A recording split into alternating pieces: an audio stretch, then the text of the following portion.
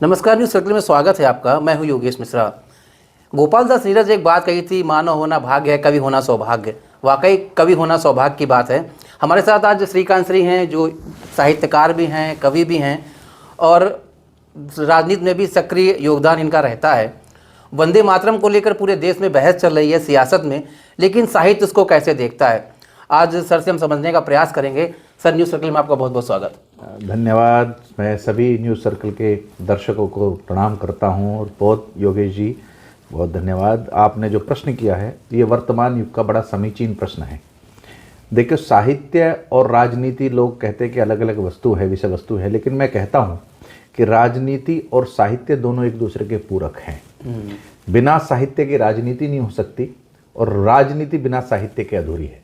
इसका एक छोटा सा उदाहरण देता हूँ। संसद में कोई भी नेता की स्पीच हो, उसमें कहीं ना कहीं कोई ना कोई कविता आ ही जाती है। मनमोहन सिंह भी अक्सर कहा करते थे, हजार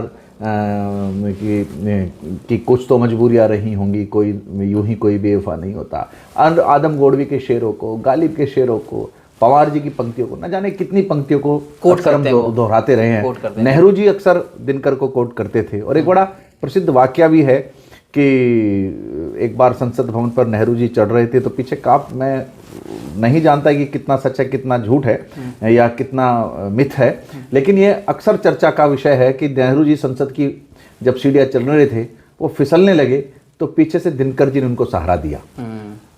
तो नेहरू बोले कि दिनकर जी आपने मुझे संभाल लिया, नहीं तो मैं गिर ही जाता।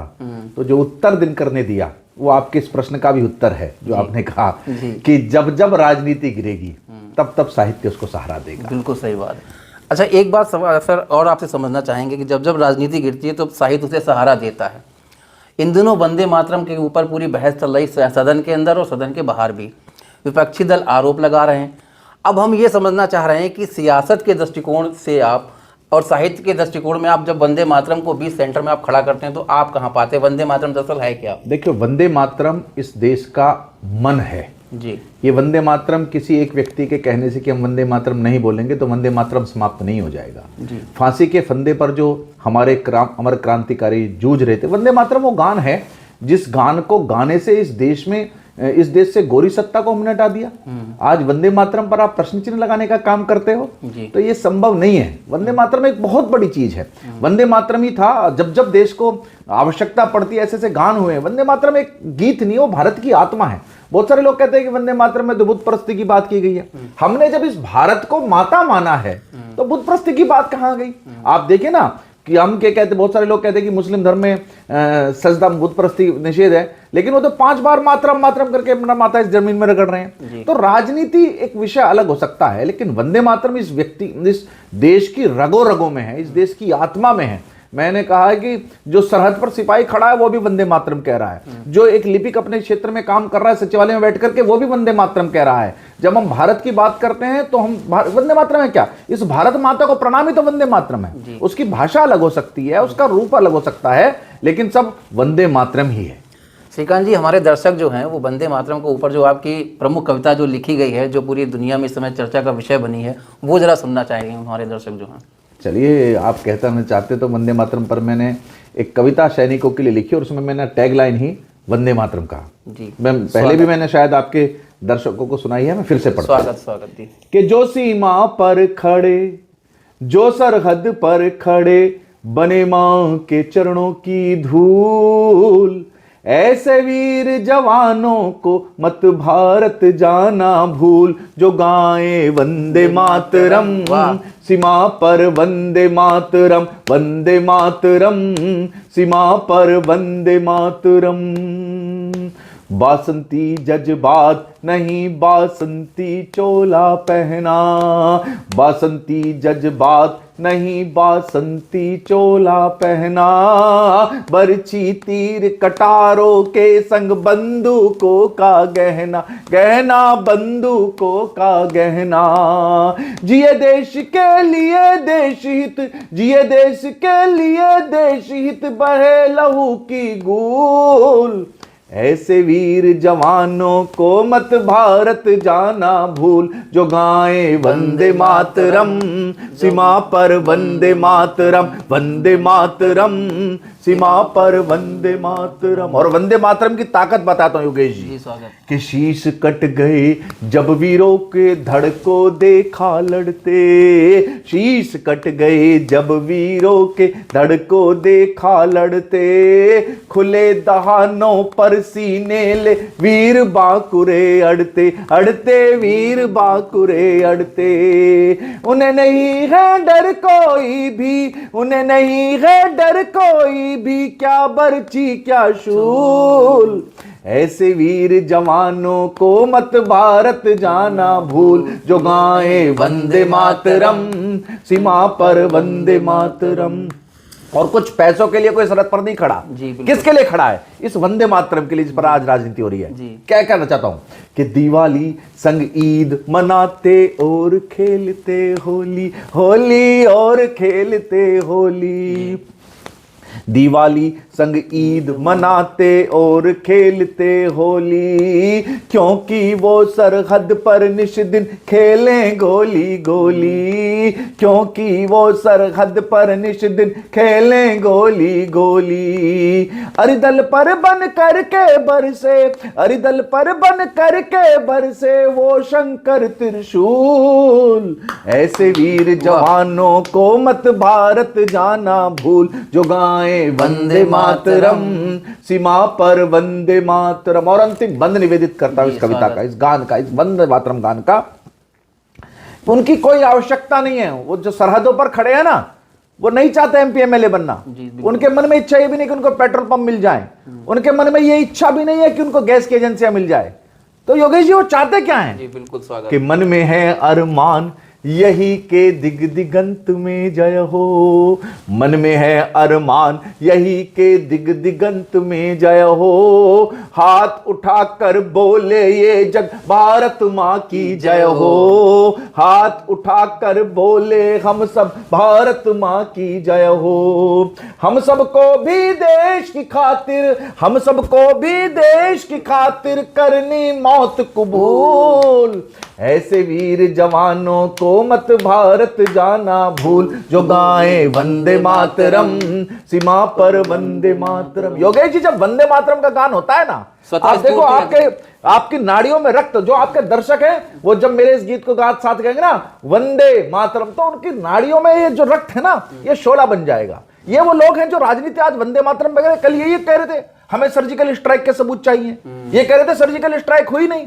तब मैंने 4 पंक्तियां आपके चैनल के माध्यम से सौंपना चाहता हूं योगेश जी, कि भले ही दीप से पूजा तो आठो या मत करना, हम क्योंकि सहिष्णु लोग हैं, हमने चारवाक को भी संत कहा, हमको वसुधैव कुटुंबकम की बात करते हैं, तब कहता हूं कि भले ही दीप से पूजा तो आठो या मत करना, मिले कोई मोहल्ले में तो राधे श्याम मत करना, नमन करना या मत करना, कोई कुछ ना कहेगा, पर शहीदों की शहादत को कभी बदनाम मत करना, शहीदों की शहादत को कभी बदनाम मत करना। श्रीकांत जी एक सवाल और है, कलम आज उनकी जय बोल एक कविता है और आपकी कलम तो वीरता की जय बोलती है। सवाल यह है कि जब सियासत में माँ भारती का आराधन ही तो वंदे मातरम है जी, जब माँ भारती के आराधन यानी उनकी आरती पे सवाल खड़े होते हैं, तो देश का युवा कभी क्या क्या सोचता है अपने मन में? आपको क्रोध आता है कि आपको हंसी आती है, या आपको लगता है कि विचारों का ऐसा मतलब उसमें दुष्प्रभाव हो गया है आज की सियासत के अंदर कि हम माँ भारती के आराधन को भी उस पर सवाल उठाने लगे? देखिए अब हर चीज में ना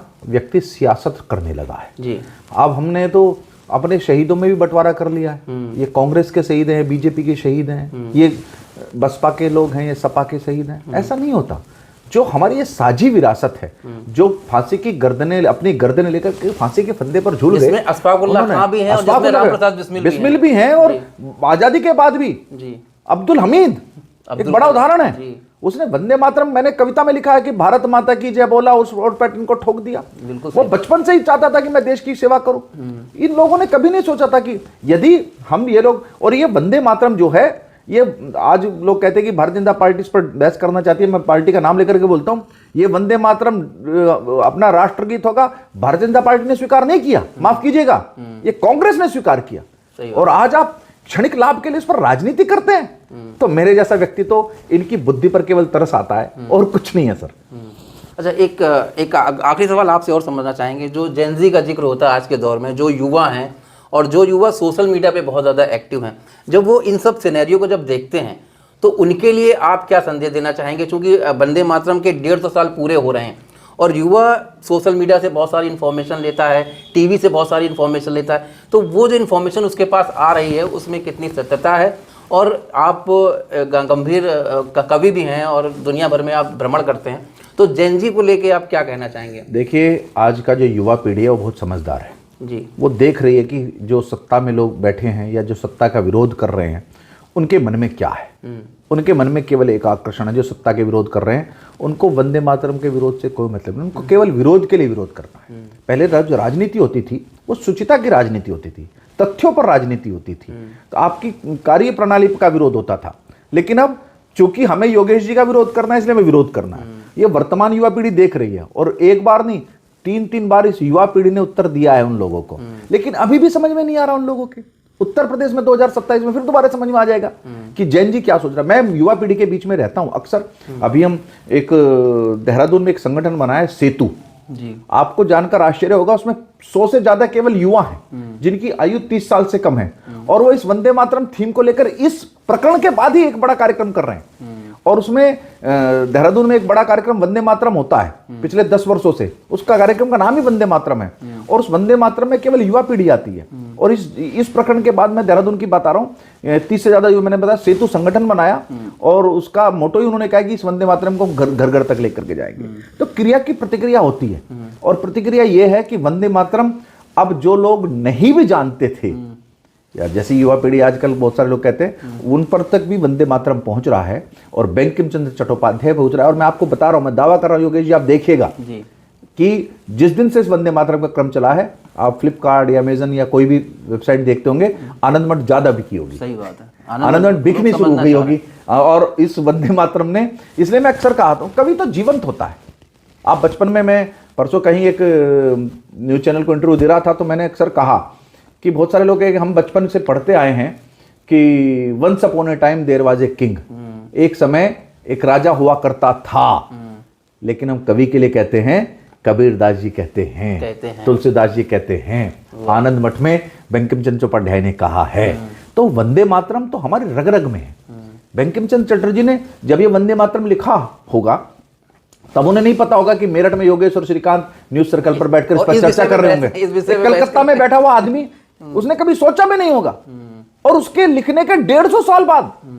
लेकिन ये बंकिम चंद्र चट्टोपाध्याय की जीत है, एक कवि की जीत है कि वंदे मातरम पर हम उसके विरोध में हो सकते हैं, उसके समर्थन में हो सकते हैं, लेकिन वंदे मातरम एक जीवंत सत्य है।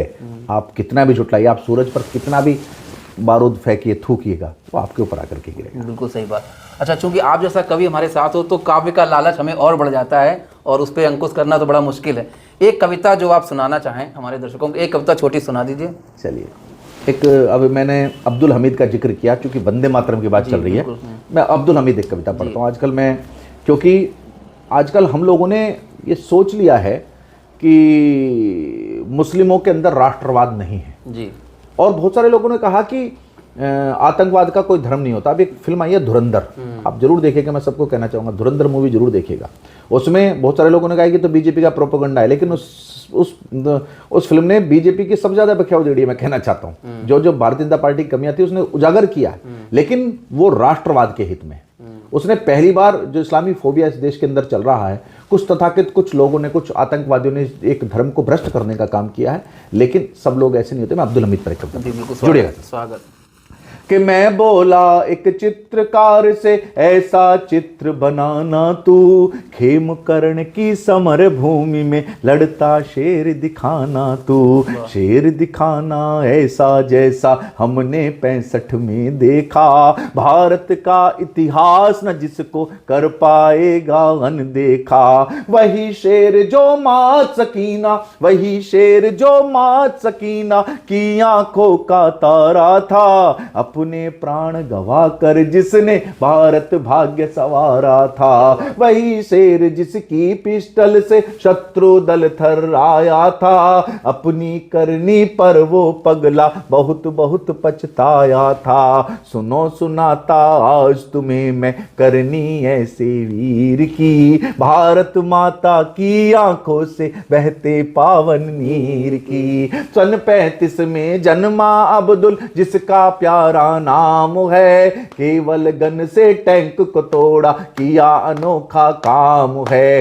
धन्य हुई धामपुर धरती, धन्य हुई गाजीपुर धरती, धन्य पिता उस्मान हुए जिनके कारण भारत भूमि के पूरे सब अरमान हुए। बचपन से ही वीर बांकुरा गीत देश के गाता था, वंदे मातरम बचपन में दोहराता था। अम्मा मैं भी फौज में जाकर, अम्मी मैं भी फौज में जाकर मुल्क का मान बढ़ाऊंगा।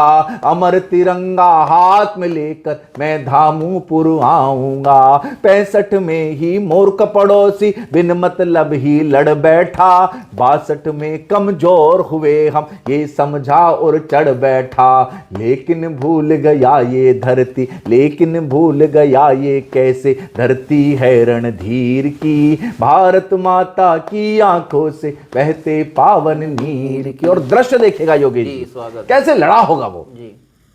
कि 65 में ही मूर्ख पड़ोसी बिन मतलब ही फूल गया, 65 में ही मूर्ख पड़ोसी बिन मतलब ही फूल गया। हिंदुस्तान में सिंह खिलौने ये कैसे वो भूल गया, भूल गया कि युद्ध नहीं जीते जाते हैं असलों से, भूल गया कि युद्ध नहीं जीते जाते हैं असलों से। भरत भूमि तो सिंह उपजती निस दिन अपनी फसलों से, भरत भूमि तो सिंह उपजती निस दिन अपनी फसलों से। थे अजय पैटर्न अमरीकी पूरे जग में धाक थी, मानव की औकात क्या है चट्टाने तक खाक थी। उस पैटर्न को सुन अब्दुल ने, उस पैटर्न को अब्दुल जी ने खेमकरण में रोक दिया। वंदे मातरम बोला वो और पैटर्न को था ठोक दिया। भारत माता की जय बोला और पैटर्न को ठोक दिया। एक नहीं दो नहीं सुनो तो, एक नहीं दो नहीं सुनो तो, 7 टैंक को था थोड़ा। जो भी टैंक बढ़ा आगे उसको शुतवर उसको पिस्टल से था फोड़ा। कितनी गाऊं गाथा बोलो धीर वीर गंभीर की, भारत माता की आंखों से बहते। और योगेश जी आप देखिएगा कैंट में जाकर के अभी भी वो टैंक खड़े हैं वहां पर, पैटर्न खड़े हैं जिनको हमने जीता है। तब कहना चाहता हूं जो हमारे, मैं देहरादून से आता हूं, हमने देखा विभूति ढोंडियाल को तिरंगा उड़कर आते हुए उसकी पत्नी उसको सैल्यूट करके कहती आई लव यू विभू। चित्रेश बिष्ट मैंने देखा तिरंगा उड़कर आते जिसकी शादी के कार्ड बट चुके थे। कैप्टन मनोज मेरठ में आया और न जाने कितने क्रांतिकारी आए, लेकिन जब वो क्रांतिकारी आते हैं तो कैसे होते होंगे। आप टिप्पणी करते रहिए वंदे मातरम का विरोध, लेकिन वो वंदे मातरम बोलेंगे और देश की आवाज बनेंगे। कैसे बनेंगे? बिल्कुल स्वागत कि ओढ़ तिरंगा जब घर आया आफताब सा लगता था, ओढ़ तिरंगा जब घर आते आफताब वो लगते हैं। उन्हें सलामी देने को खुद नील गगन भी झुकते हैं, उन्हें सलामी देने को खुद नील गगन भी झुकते हैं। मात सकीना बोली तूने माँ का कर्ज चुकाया है, मात सकीना बोली तूने माँ का कर्ज चुकाया है। नहीं तिरंगा हाथ में लेकिन ओढ़ तिरंगा आया है, नहीं तिरंगा हाथ में लेकिन ओढ़ तिरंगा आया है। परमवीर का लिए जनाजा स्वयं पिता उस्मान चले, परमवीर का लिए जनाजा स्वयं पिता उस्मान चले। पीछे पीछे अहो रसूलन भी के सब अरमान चले। अमर तिरंगे की खातिर जिसने भी प्राण गंवाए हैं, अमर तिरंगे की खातिर जिसने भी प्राण गवाए हैं। श्रीकांत ने चारण बनकर उनके गीत सुनाए हैं, श्रीकांत ने चारण बनकर उनके गीत सुनाए हैं। कैसे कहूं कहानी बोलो कितनी करुण कहानी है ये अहो रसूलन पीर की, भारत माता की आंखों से बहते पावन नीर की। बहुत धन्यवाद। वंदे मातरम। आपका बहुत बहुत आभार। समय की सीमा है, लेकिन आपके पास इतनी अमूल्य निधि है, हम चाहते हैं कभी और 1-2 कविताएं और हो जाएं, लेकिन फिर कभी जब आपसे मुलाकात होगी तो आपका बहुत बहुत आभार। तो कवि जो श्रीकांत सिंह हैं, इनका यही कहना है कि वंदे मातरम भारत की रगों में है और भारत के रक्त में संचार है वो वंदे मातरम का है, जिसको कोई विलग नहीं कर सकता है। अभी के लिए फिलहाल इतना ही। अगले एपिसोड में फिर किसी मुद्दे पर चर्चा करेंगे। तब तक के लिए मुझे दीजिए इजाज़त। नमस्कार।